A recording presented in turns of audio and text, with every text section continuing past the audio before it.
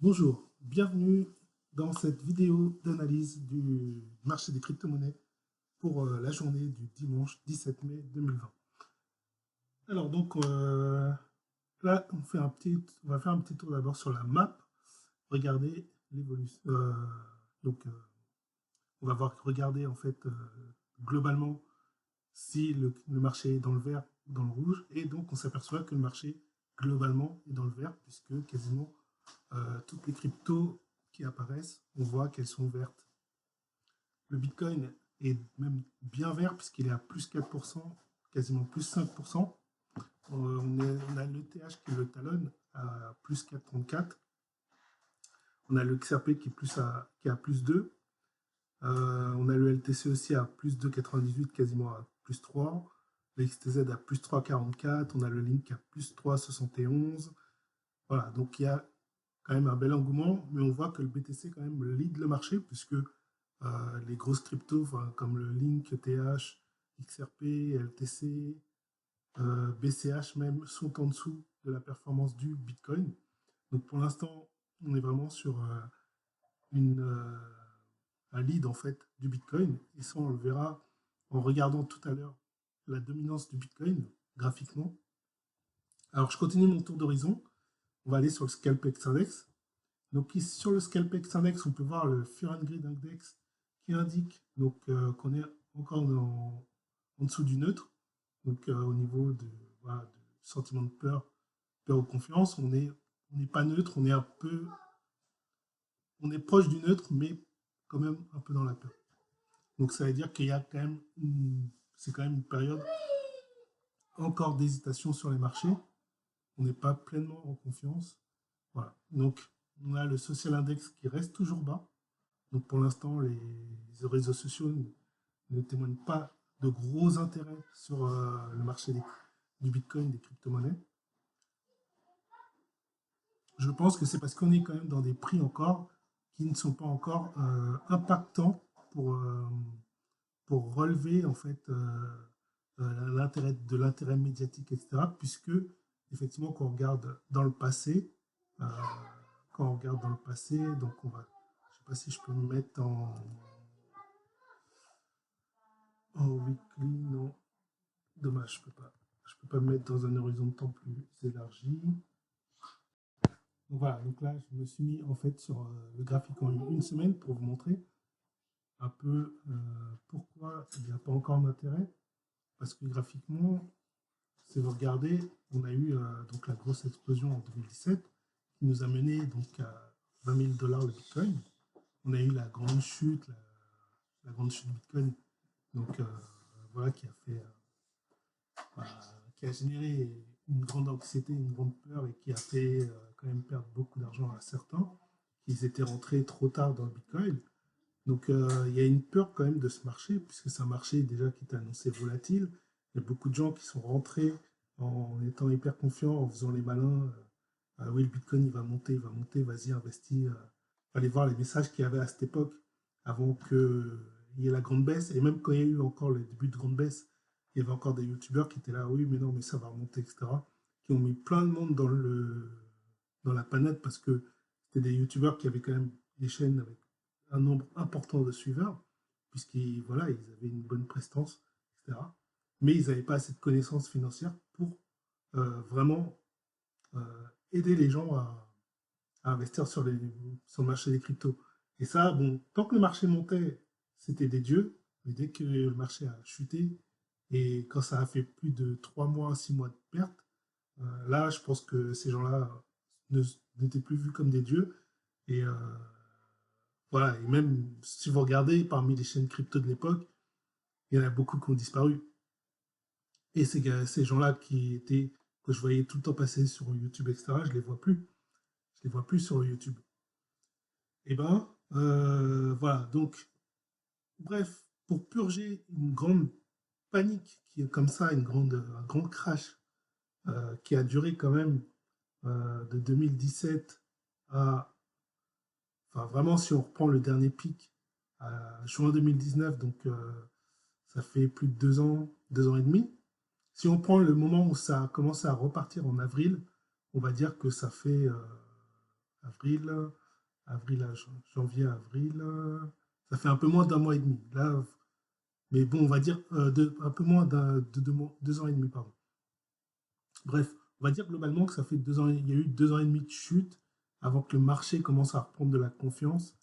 Donc là, on a atteint un pic, un dernier pic, le dernier pic c'était en juin 2019. Là, on est quand même déjà quasiment en juin 2020, donc un an après, on n'a pas rattrapé ce pic-là. Voilà, donc ça montre l'état aussi du marché, quand vous regardez graphiquement, ça vous montre quand même que le marché, il est encore dans une hésitation. Il n'a pas franchi des niveaux importants pour reprendre la confiance. C'est-à-dire qu'aujourd'hui, même médiatiquement, même si vous pouvez entendre des fois, peut-être vite fait sur BFM, ah ben tiens, quand le marché il a piqué à 10 000, bien sûr sur BFM, vous allez voir un article où ça va parler un petit peu pour dire que voilà, le Bitcoin est reparti à 10 000, mais l'importance médiatique reste encore faible. Elle est encore faible comparée à vraiment à une phase d'emballement sur le marché, où là, médiatiquement, ça commence à devenir beaucoup, beaucoup plus intense. Donc là, enfin voilà, donc là on a eu à 10 000, on a eu une première phase, donc on a repiqué. Donc là, on a repiqué en plus quand même bien pendant plusieurs mois. Donc là, on était 10 500 la dernière fois. Donc on a repiqué avec la crise, en plus la panique du coronavirus, donc ça a amplifié en plus les choses. Donc, ouais, donc tout ça, ça doit prendre un certain moment. Les chutes sont fortes parce que c'est des mouvements de panique. Donc quand ça commence à chuter au début un peu, bon ça va, mais dès que ça commence à chuter assez fortement avec intensité, il y a tout le monde qui se barre et du coup il y a une grosse panique, donc ça chute très très fort. Par contre, les remontées sont toujours 3 fois plus lentes facilement que les descentes. Au moins 3 fois plus lentes à monter qu'une descente. C'est normal. Parce que la confiance, autant la peur, on peut l'avoir rapidement, mais autant la confiance, c'est quelque chose qui prend du temps. Même vous, je veux dire, socialement, quand on regarde les choses de manière sociale, euh, quand quelqu'un vous a fait peur, vous a fait paniquer, ou vous avez perdu confiance en quelqu'un parce qu'il vous a déçu, etc., ça va vite. Vous perdez vite confiance en quelqu'un. Il suffit de un petit truc pour perdre confiance en quelqu'un, mais pour avoir confiance en quelqu'un, il faut que la personne elle fasse 5, 10 fois plus d'efforts que le petit truc, que la petite chose qu'elle a faite qui a fait perdre confiance. Vous voyez, même vous le voyez dans les couples, les relations entre amis, même parfois familiales aussi. Voilà. Ou même en entreprise aussi. En entreprise, les relations d'entreprise, c'est pareil. Si votre patron, vous avez fait un mauvais coup, il va perdre confiance d'un coup sur vous. Alors que pour regagner la confiance de votre patron, il va falloir que vous bûchiez, il va falloir vraiment mettre les mains à la pâte pour que le patron il ait un niveau de confiance qui égale celui qu'il avait au départ.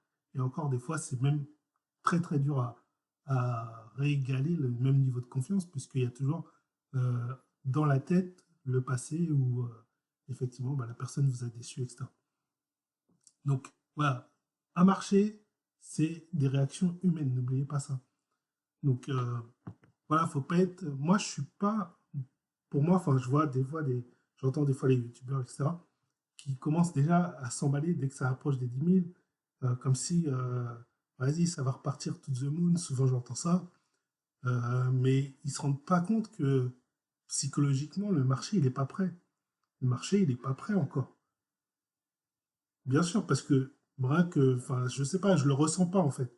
Moi, par exemple, quand je vais sur Facebook ou quand je vois autour de moi, etc., je ressens pas en fait encore cet emballement qui me dit, ça y est, le bull run, il va partir. Non, je le ressens pas ça encore. Même au niveau médiatique, quand j'écoute les infos sur les chaînes un peu boursières, j'entends pas encore les emballements sur le Bitcoin, etc. Donc, ou sur les cryptos. Donc, pour l'instant, je vois bien que c'est un marché qui reste aux mains, qui est entretenu par ceux qui ont de l'intérêt un intérêt profond pour les marchés crypto. Donc, vous qui écoutez la chaîne, vous faites partie de ces gens-là qui donnent de l'intérêt donc au marché parce que vous avez un vrai intérêt, un vrai intéressement en fait sur les marchés crypto. Donc là, les gens que vous voyez en ce moment sur le marché, c'est des gens qui s'intéressent réellement au marché des cryptos. Alors bien sûr, par vague, il y a quand même, au fur et à mesure, il y a de l'alimentation de personnes qui découvrent, etc. Ça continue à se propager, mais c'est pas encore fort. C'est pas encore fort parce qu'on n'est pas arrivé à des prix psychologiques pour faire tilter la tête des novices, enfin des gens qui s'intéressent encore de loin. Il y a des gens qui s'intéressent, mais qui se disent ouais, mais bon, c'est volatile. Et ils ont vu, quand ils regardent le graphique, ils voient qu'effectivement, bah, c'était dangereux. Ils voient qu'on n'a pas en fait repurgé la grande baisse de 2010, de fin 2017. Donc, ils ont encore de l'hésitation à rentrer dans le marché parce qu'ils ont vu qu'il y a eu un crash. Ils ont encore ça en tête. Et pour qu'il n'y ait plus euh, comment dire, cette vision du crash dans leur tête, eh ben, ce qu'il faut, c'est que le marché il dépasse certains prix psychologiques avec une certaine intensité. Vous voyez, quand ça se fera, vous verrez que les gens vont rentrer à l'appel. Donc là, on est encore dans des périodes basses du Bitcoin, en fait. Pour, les, pour, la, pour l'horizon à venir, pour l'horizon de temps à venir, on est dans des périodes basses du Bitcoin. En fait. Il ne faut pas regarder le prix, en fait. Il faut regarder la psychologie qu'il y a derrière le marché. C'est comme, je me rappelle, quand je suis rentré vraiment en tant qu'investisseur dans le Bitcoin, c'était avant janvier 2017, c'était en 2016, fin 2016, le prix du Bitcoin, il était à peu près dans les 1000. Il était pas loin des 1000. On était en train de parler du franchissement des 1000. Peu avant janvier, il avait fait presque 1000 et puis il est descendu. Et après, il est remonté, il a dépassé les 1000.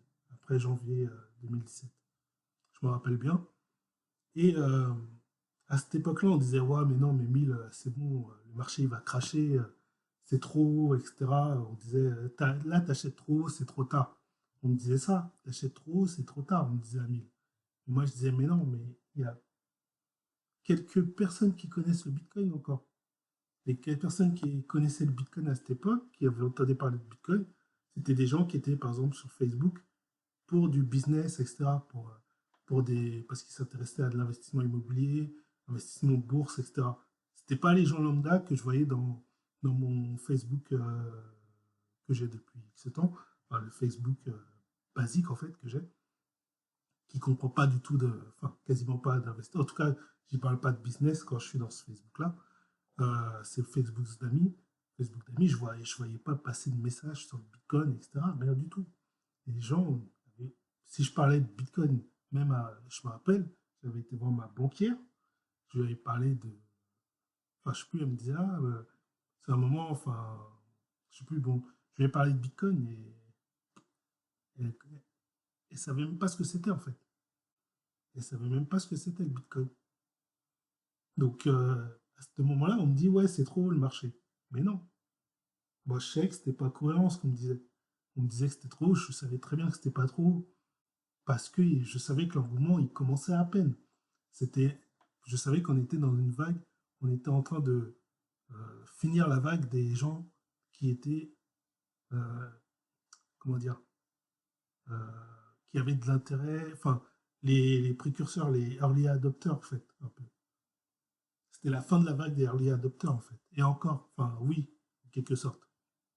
Bref, voilà. Donc, c'est ce que je voulais vous dire. Donc là, pour l'instant, effectivement, voilà pourquoi, enfin, selon moi en tout cas, voilà pourquoi l'intérêt sur le marché, pour l'instant, globalement, enfin, sur un horizon de temps assez large, est bas. Parce que on n'est pas encore sur des points où l'intérêt peut reprendre de la valeur. Enfin, on n'est pas encore on n'a pas encore franchi les zones psychologiques. Donc peut-être quand on franchira les 14 000, peut-être que là, effectivement, ça va commencer à démarrer. Et quand on va franchir les 20 000, effectivement, là, ça sera encore plus important. Mais il faudra vraiment bien dépasser les 20 000. Ce ne sera pas genre 20 100 $. Non, je pense qu'il faudra que ce sera vraiment du 25 000 $, des 23 000 $ minimum, tu vois. À ce niveau-là, effectivement, je pense que l'intérêt va commencer à booster, vraiment booster, même au niveau médiatique. Là, on commencera à reparler du Bitcoin. Les gens vont commencer à reavoir la folie des grandeurs parce qu'ils vont dire ah ouais, mais là, c'est haut, il faut que je prenne, etc. Surtout quand ça va être en pic. Puisque psychologiquement, les gens, ils s'activent, mais c'est humain, hein. Mais moi, je l'ai eu pendant des années, ce problème-là, avec les marchés boursiers. C'est quand je vois des pics sur les marchés, je me dis mince, j'ai raté, il faut que je rentre maintenant. Et ça, c'est tout le monde. Tant que t'es pas éduqué financièrement sur les marchés, tu vas faire cette erreur. Parce que c'est ce qui va t'attirer. À l'œil, tu vois ça, t'es attiré. Et tu veux rentrer parce que tu dis, mais si je rate ça et que ça monte jusque-là, bah, je vais perdre je vais perdre, je vais regretter. Et voilà. Et ça, c'est le manque de connaissance du marché, mais c'est normal. Et c'est que, de toute façon, c'est par là que ça doit commencer. Faut pas t'en vouloir si si t'es rentré trop tard dans le Bitcoin, etc. Faut pas t'en vouloir. Parce que c'est par là que ça doit commencer. Encore, tu as une chance incroyable, c'est que le marché du Bitcoin, c'est un marché dont on sait qu'il va remonter. Donc, voilà, même si tu as galéré pendant 2 3 ans avec le Bitcoin qui était plus bas que ce que tu as acheté, mais au moins tu sais que c'est un marché qui va évoluer dans le temps. C'est pas comme moi quand j'ai fait l'erreur avec l'or, le marché de l'or, en 2011, où après il a fallu plus de 10 ans pour que le marché de l'or, il a fallu quasiment 10 ans pour que le marché de l'or il remonte. Donc c'est pas la même chose. Moi, le marché de l'or, ça fait longtemps que je l'ai lâché après, puisque c'est un marché qui est plus mou. Bitcoin, c'est un marché qui est naissant, donc il a de l'amplitude encore à prendre. Et en plus, c'est un marché dynamique. Donc voilà. Donc j'espère que cette vidéo t'a aidé. Finalement, j'ai dit que c'était une vidéo d'analyse, mais je vais refaire une vidéo. Donc tu verras, il y a une autre vidéo dans ma chaîne qui va être l'analyse réelle de cette journée, puisque sinon, si je continue cette vidéo avec l'analyse, ça va faire une vidéo trop longue. Alors, si peut-être je vais compléter l'analyse fondamentale là, tout de suite. Et puis, comme ça, après, je ferai vraiment la deuxième vidéo qui sera plus consacrée à l'analyse technique sur le marché. Ok. Donc, je vais faire ça. Donc, voilà. Donc, pour le Scalpex Index, pour le Social Index, voilà. En tout cas, tu as eu mon explication personnelle. Je ne dis pas que c'est. Tu n'es pas obligé de me croire. Tu n'es pas du tout obligé de me croire. C'est mon explication du marché. C'est comme ça que je le sens. Donc, c'est comme ça que je l'explique. Voilà. Après, si tu préfères l'explication de quelqu'un d'autre, il n'y a pas de souci. Et tu peux même avoir ta propre. Et le mieux, c'est que tu aies ta propre, même, je dirais, c'est pas avoir c'est d'avoir ta propre opinion, en fait. C'est de sentir toi-même le marché. C'est toi-même sentir pourquoi l'intérêt est bas, etc.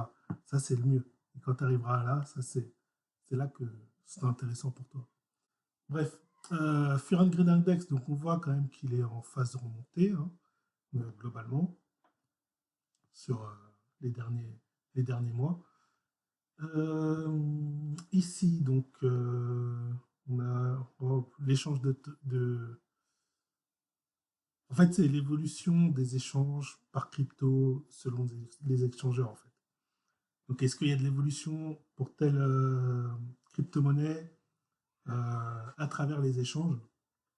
Donc là, on voit que Bancor il a 4,7% d'évolution dans les échanges, globalement. On a Hydro qui le suit, donc j'ai mis pour la journée, ça c'est sur la journée, la performance sur la journée de progression, d'échange à travers les échangeurs. Donc Aurora génère beaucoup aussi plus 1,3% d'échanges sur la journée, Napoléon X, voilà. Donc ça peut être des pistes aussi pour aller chasser des cryptos, des altcoins. On va voir un indicateur que j'affectionne tout particulièrement.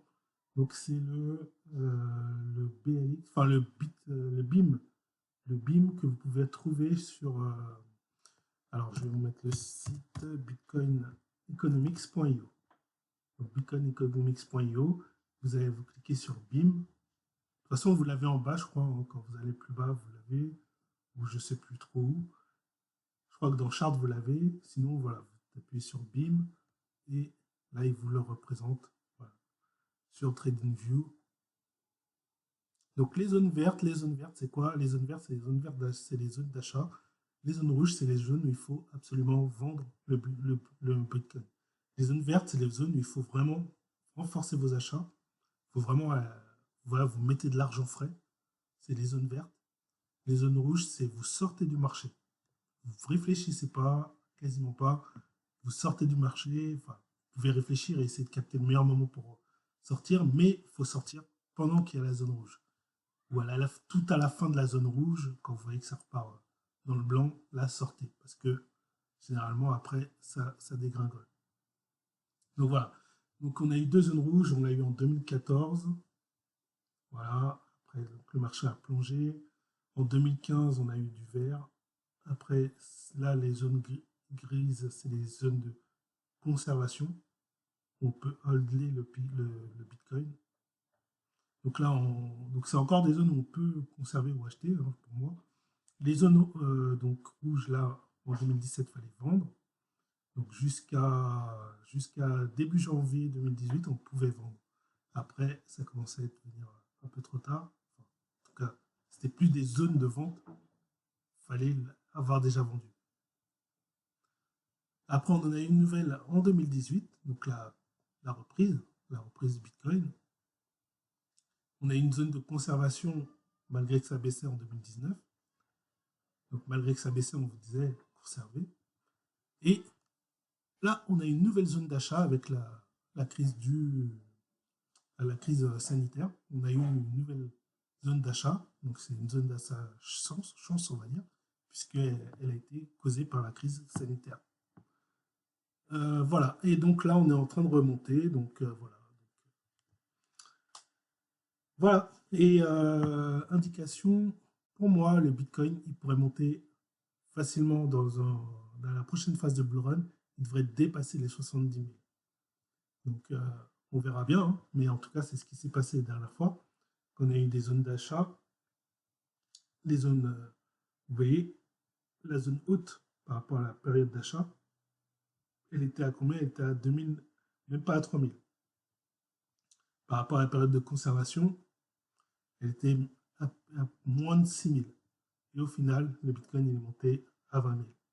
Donc la zone où il est arrivé en zone où il fallait commencer à vendre, c'était 12 000, 13 000. C'est-à-dire que c'était normalement un prix raisonnable, c'était 13 000.